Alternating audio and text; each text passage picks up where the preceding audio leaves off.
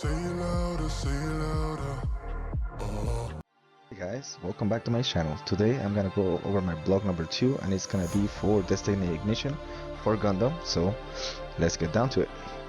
Alright, today we're gonna play 2 pre-releases at each of our Duke City stores in the city. Unfortunately Whiskey didn't have it, otherwise we would have played all 3. And we did not get a gut pack, but for what I know it's between red, purple and white. Let's see what we get for our promo here. Something good? Let's go. Okay, that pays for both of our entries. So purple and red are the main colors, but you can swap the red for the white as you can see here, but I'm gonna stick to red and purple for these events. Alright, in case you haven't seen the deck list, this is what it contains. See all the LRs, and we just gotta sleeve and get ready for the tournament.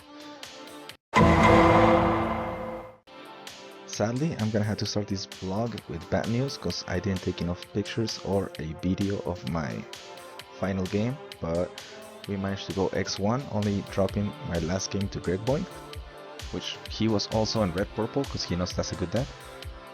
Here's a picture of our community. There will be more people in the next event, and here is the picture of the top 3. Alright, and we are ready for a second pre-release. This time 2 clubs managed to join us. Here are the boys building. Midnight pulled a resource in the first event, and in this one he pulled the base. Here's the first crazy pull. Here's the second crazier pull from the boys.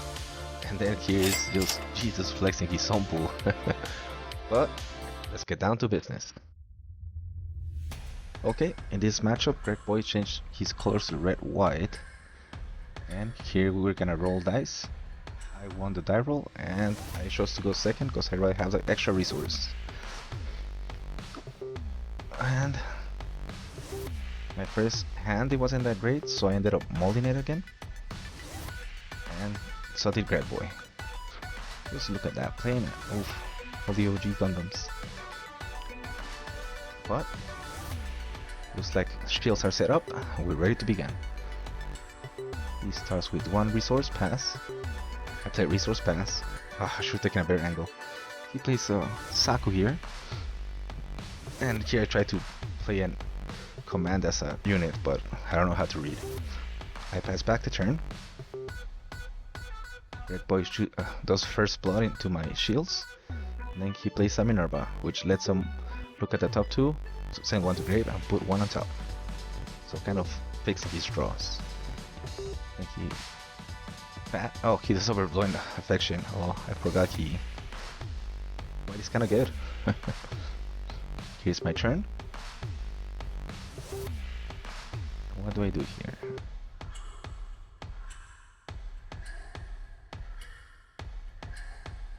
Alright, this time I actually deploy a unit, not a command. Pass back. That card must be good because he set it up with Minerva. He attacks, destroys my base, leaving my shields exposed. Then he deploys another Gundam here that lets him draw a card and discard a card.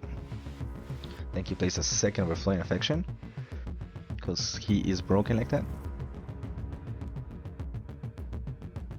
He's thinking what to pitch. Okay. He's setting up for a later turn, I guess. Yeah, because purple has a Monster Reborn spell. He passes turn. I choose to try to trade here with his lower Gundam so I can 2-for-1 him, but he has the unforeseen incident that reduces my damage, and I only take damage instead of taking out that Gundam, but I took a card from his hand.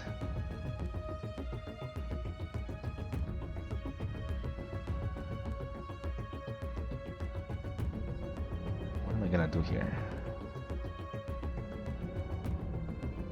I deploy 1 more body and pass turn. Greg draws. He plays another of those Gundams that draws a card and discard a card. He's seen a lot of cards. It's kind of scary, especially in a seal event like this.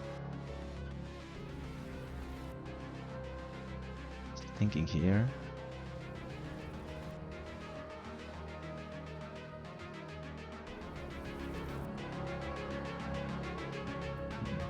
He does have a bunch of cards in hand, so I can see why he is taking his time, because there's a bunch of crossroads.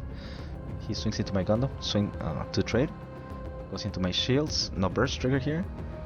Leave me at 5 shields left. 4 shields left, I think. Then I pass. See, he has 2, 4, 6 cards in hand. That's a lot of cards. Over here, I try to trade with his Gundam again, but he has another unforeseen incident, making my attack 0 and just taking a card from his hand instead of the board, which is scary because he has total field control right now. Over here, I'm also thinking, seeing my way out of this.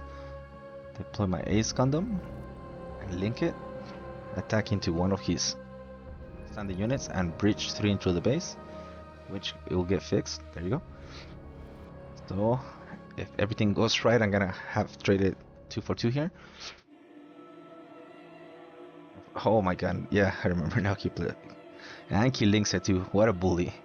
Suppression 2 into my shields, burst, and no burst, getting one of my LRs into grave. Oof, this is looking not good for our hero. But it's looking great for Greg. Unless Greg is the hero. Would have thought. Food for thought. Alright. What can I do here? Okay, and I link it and I trade here. Okay, I went 2 for 2, but his trade was better. I deploy another body and pass. That's my hand. I have 2, 4, 5 cards left in hand. He deploys a blocker, another Saku, and another Saku. Oh my god, he had 3 Sakus. How are we gonna be able to recover from this? He passes turn. I get my resource. I go to base, crack it, leave his shields exposed. I deploy 1 unit and 1 blocker. Okay. If you can beat him, you have to rush him, right?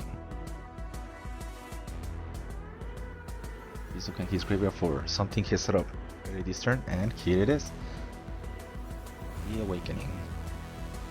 He has 2 Sakus, 2 blockers. He's not looking good for me, and he had something to link it. He goes 2 to shields, and I block, getting some damage in. If he attacks it again, I'm gonna go 2 for 2. And card economy is pretty important in these kind of game states.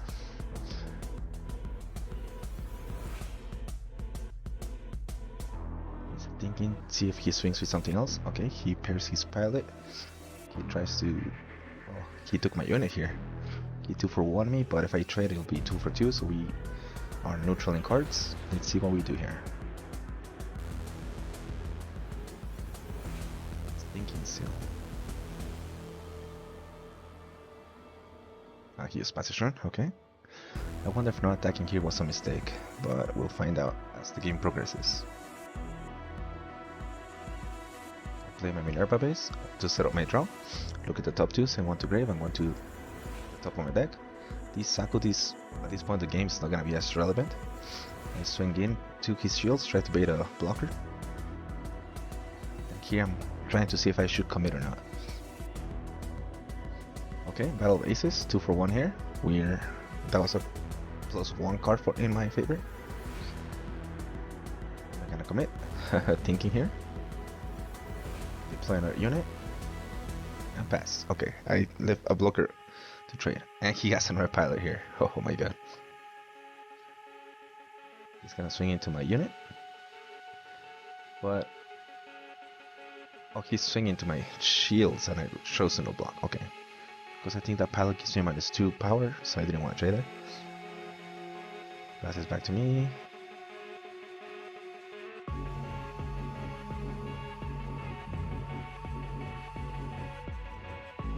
Look at my graveyard. See if I can use Awakening myself. Which that card is so broken in this kind of event. In seals, just bringing back any Gundam from your graveyard is kind of really good.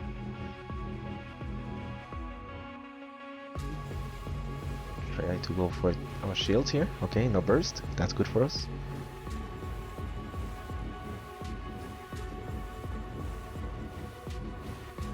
I'm swinging it at the unit. So either way, I'm gonna go 2 for 1. He's gonna get my big Gundam, but I'm gonna manage to get one of his blockers and a pilot attached to it. And he takes the bait. go to the last one to clear his field, and I'm controlling the field at this point. Have a Gundam and I link it, go for shields, and another body. Place another unit.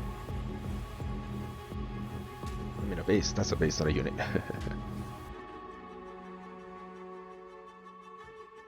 That's another base, looking for an answer here. He passes, and from here it should be game. And after 3 rounds of Swiss, these were the standings. I managed to get first this time, Greg Boy second. So he topped both events, and so did I. Here's the boys. Alright, and here's the loot we got for our troubles. Here's the base we won. And we also got a pack for our troubles. Let's see what we can get out of this. It was a really fun event, and I will definitely play it again. And now we just gotta get ready for the next release for GDO4. See how that one goes. And we get a crowner. Okay.